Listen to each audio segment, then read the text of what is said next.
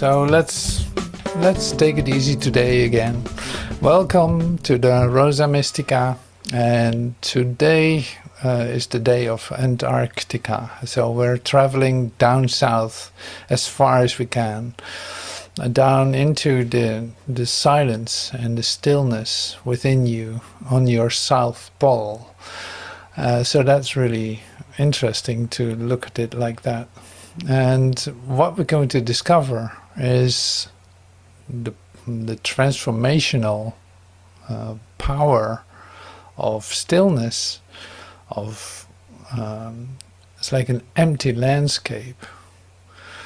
All these things, like there's some beautiful poetry, that's why I love to take a look at that too. It's like there's some lovely poetry related to ideas of Antarctica, and that has to do with that too, with an empty landscape where all ideas are basically frozen or gone or whited out. They're no longer really there. So here you walk around on the South Pole trying to stay warm, and there's a lot of wind, there's a lot of white, there's a lot of snow, even though it's summer, and there's not much else. So what are you left with? Are your ideas about everything, about your concerns that don't make any sense where you are, and all this. So it's like a very interesting place to go on a little world tour trip, just to have an encounter with yourself. Now this is transformational, for sure, for the ones that went there. I never made it to the South Pole, but I did encounter the South Pole in myself, for sure, absolutely. So that's the place where I teach from, and that I can demonstrate what I have experienced, or what I experience, in fact, in the recognition of my totality. And so to come into the place of this stillness, we use meditation, we use being quiet, taking time to relax our thoughts, and more of these activities. Now today we have a beautiful lesson of A Course in Miracles that I love to use as a way to descend into the stillness of your South Pole. And that is the lesson of today. It's like, I earn it is my own gratitude I earn. Like whatever you think will give you this gratitude is originating within you. Now that is really entering into the South Pole of gratitude, and that's what we're going to do. So I used the two final paragraphs from the lesson as a way to meditate.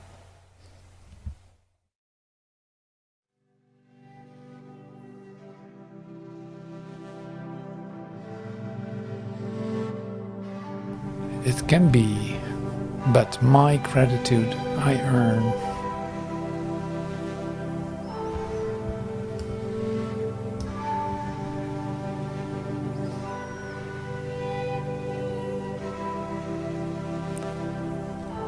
Thanks be to you, the Holy Son of God. For as you were created, you contain all things within yourself. And you are still as God created you. Nor can you dim the light of your perfection.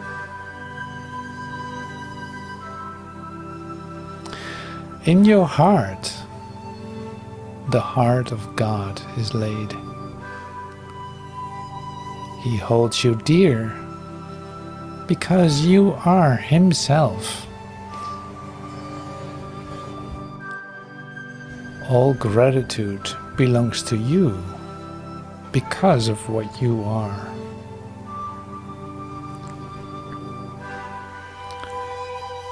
Thanks be to you, the Holy Son of God. For as you were created, you contain all things within yourself. and you are still as God created you, nor can you dim the light of your perfection. In your heart, the heart of God is laid. He holds you dear because you are Himself. All gratitude belongs to you because of what you are. Give thanks as you receive it. Be free of all ingratitude to anyone who makes yourself complete. And from this self is no one left outside. Give thanks for all the countless channels which extends this self. All that you do is given unto Him. All that you think can only be His thoughts, sharing with Him the holy thoughts of God. Earn now the gratitude you have denied yourself when you forgot the function God has given you, but never think that He has ever ceased to offer thanks to you.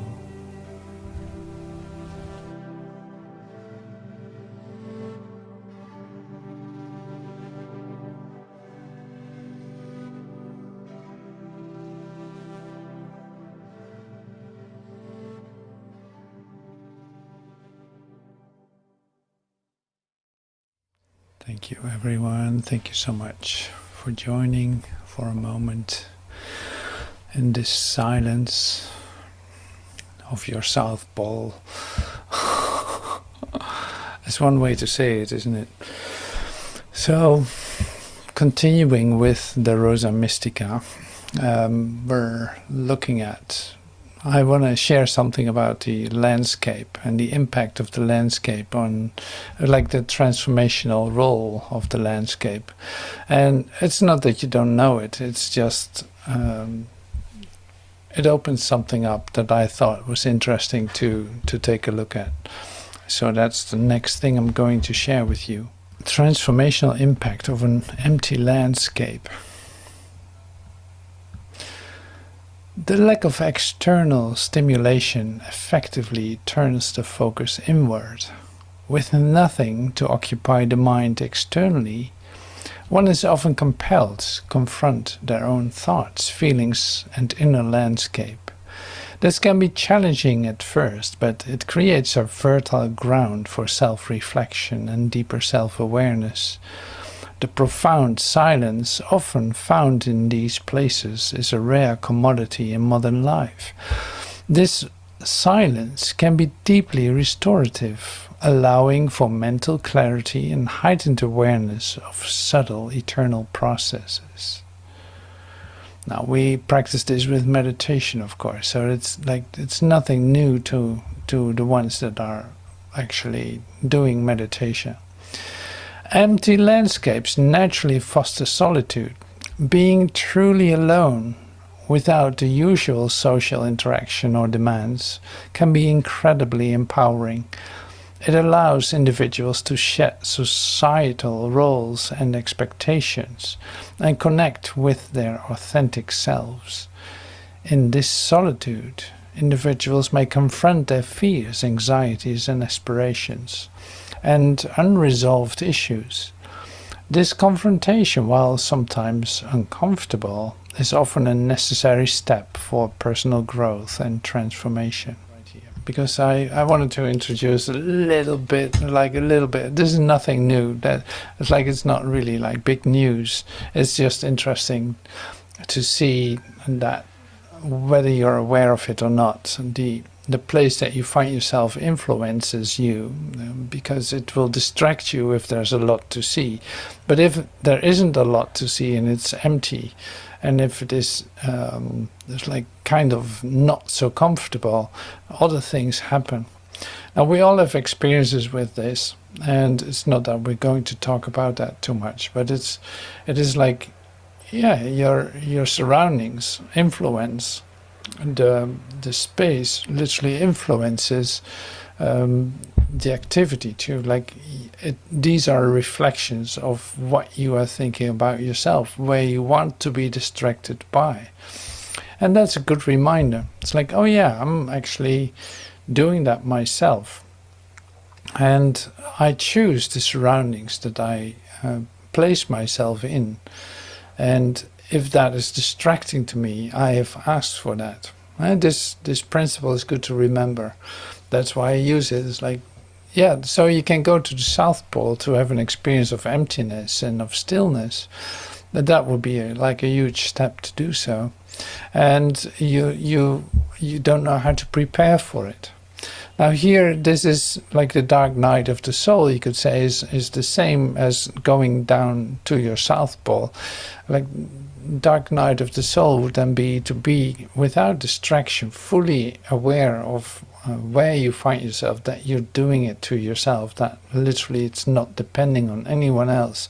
You are coming here in your stillness to have an experience of no distraction at all. So one of the things that you naturally do as a human being is in fact asking for experiences of denial. This is where the numbing comes from. Like you watch your television or your whatever experiences you're looking for, basically is distracting you from the essence, from the authentic self, right? From and literally a distraction from the essence of you. You use everything for that. So that's really the step into darkness, or the step into fear that you do, that you cause conflict to yourself, in fact, while you try not to feel what is actually going on. That's an amazing thing. So in the transformational journey, you recognize that to be 180 degrees upside down. You look for solitude for a moment. You look for the stillness, to let everything cave in on you, in order for it, for yourself, to be freed of it and to face it, instead of trying to walk away from it. That's a very unusual thing to do for a human being. Now, I'm just having a bit of a review here, more of a transformational review than anything else. So it is good to know that is what you're looking for. Like whether you're going on a holiday, for instance. I just went on a holiday. What is the first thing I have to do? I have to prove who I am with my passport. I cannot be trusted, so they go through my luggage.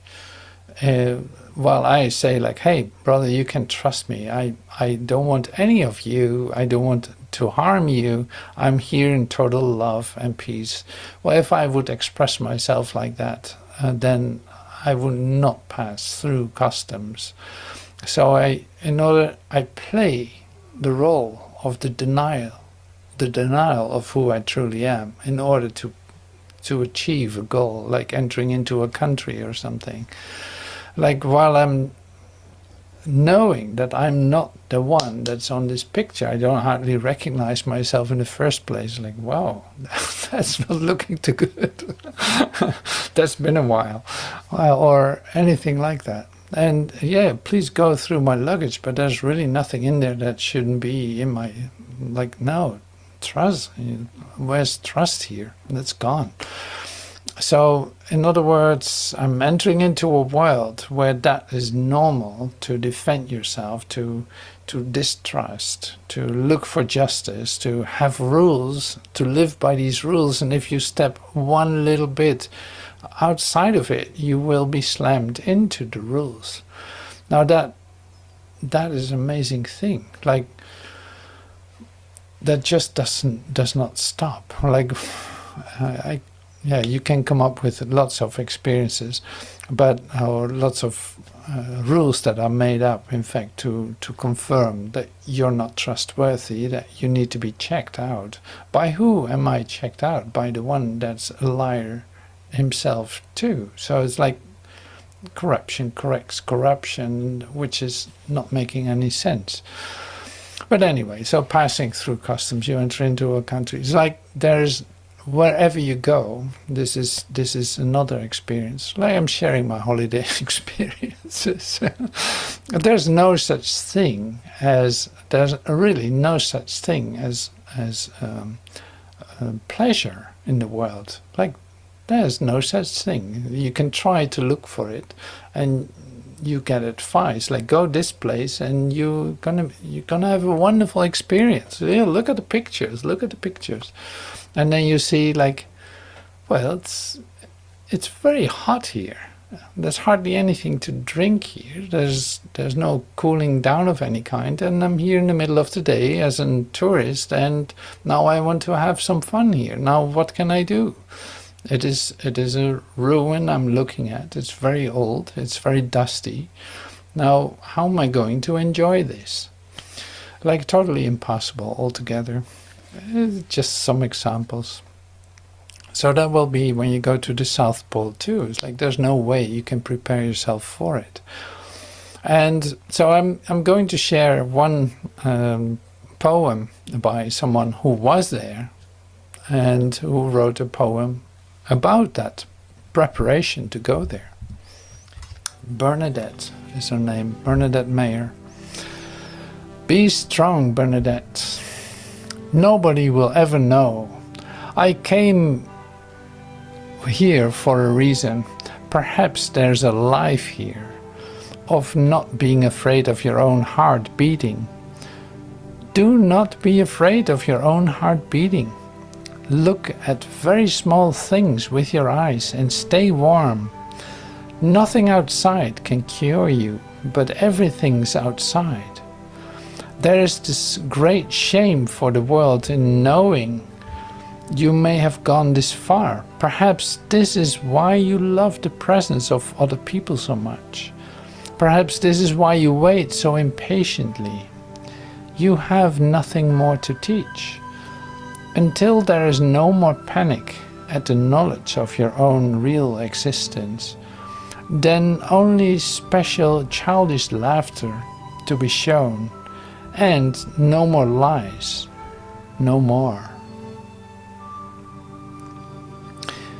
Nobody will ever know. I came here for a reason. Perhaps there is a life here of not being afraid of your own heart beating.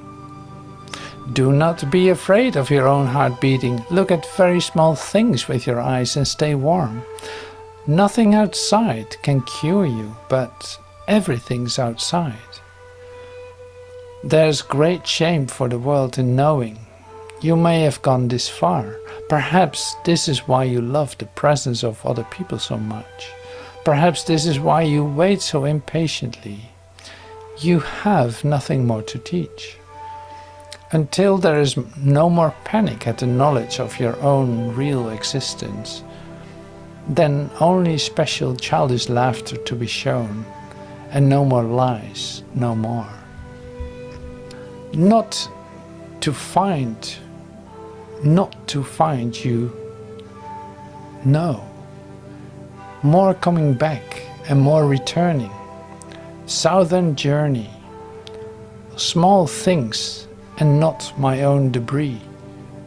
Something to fight against, and we are all very fluent about ourselves, our own ideas of food, a wild sauce. There's not much point in its being over, but we do not speak them. I had written, the man who sewed his soles back on his feet, and then I panicked most at the sound of what the wind could do to me. If I crawled back to the house, 2 feet give no precision. If the branches cracked over my head and they're threatening me. If I covered my face with beer and sweated till you returned, if I suffered, what else could I do? So this is an Antarctica poem by Bernadette.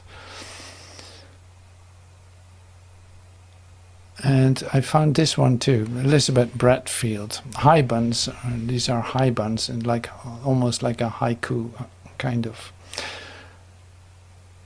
This was the one about preparation. Summers, winter. Sea fuses its refusal.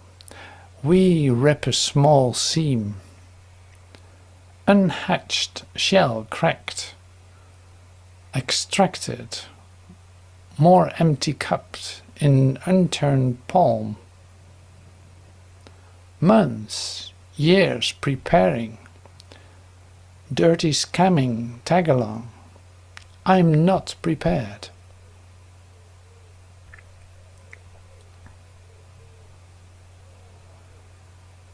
Very interesting. So there's one more here from Derek Mahon. I'm just going outside and maybe some time. The others nod, pretending not to know. At the heart of the ridiculous, the sublime. He leaves them reading and begins to climb, goading his ghost into the howling snow. He is just going outside and maybe some time. The tent recedes beneath its crust of rime, and frostbite is replaced by vertigo. At the heart of the ridiculous, the sublime, need we consider it for some sort of crime? This numb self-sacrifice of the weakest? No, he is just going outside, and maybe some time. In fact, forever. Solitary enzyme. Though the night yield no glimmer, there will be glow. At the heart of the ridiculous, the sublime. He takes leave of the earthly pantomime, quietly knowing it is time to go. I'm just going outside and maybe some time. At the heart of the ridiculous, the sublime. So what are you going to do with this? Yeah, I don't know. So it's like these poems are something else. Like they need a bit of diving deeper into it and looking at it, letting it come to you. It's like you come to the personal, individual expression of someone, and that makes total sense to the one who wrote it. Like it's very symbolic in its expression. That's why it's not so easy to grasp. So I don't know what to do with that. But it's like these were kind of like the famous Antarctica poets, poems. They wrote different poems too, but I wanted to share them just to have some examples of it. Like the Antarctica doesn't have like a people. Nobody lives there. That makes it so interesting in that sense. It's like it's the place in you where it's bare and empty, and where, yeah, it's still part of you, obviously. And yeah, that's why I love to bring it in, but I don't really know what to do with that. Except, of course, letting inspiration come to you in order to express whatever needs to be expressed related to this. Now, that's the part that I'm really going to be interested in today. And so let's take time to take a look at that. What you have sent in. I'll share my poem to start to warm up. It's the one thing you wouldn't expect on the South Pole, but it happened anyway. So it's like a miraculous frog, you could say. The frog. Antarctic haiku. And I love this because it is just a little story, but it's sweet. The frog. The frog, the land of silver, finding a spot in a box, shades keeping me cool. So I did it in haiku format. The land of silver is Argentina. The land of silver, finding a spot in a box, shades keeping me cool. Nighttime replacement, wavy circumstances start. I secure my grip. Waves increase in height, temperatures dropping quick, moon rises, clear skies. No insects, no lunch, no tasteful fly wings to crunch, residing in dunge. Days go by slowly, mobility decreases, cold is getting me. Still, frozen, ice cold, disregarded in a shed. A long, dark, cold night. One ray of light shines, melting the ice on my nose, warming my heart now. Suddenly, I see the ultra-bright world around me. Insects buzz, I hear. Freeing my way out, entering into the new land. Open sky, nice view. Stepping into mud, abundant lunch and dinner, happy as a frog. Here, Antarctica, one sunny day suffices. Now this is the day.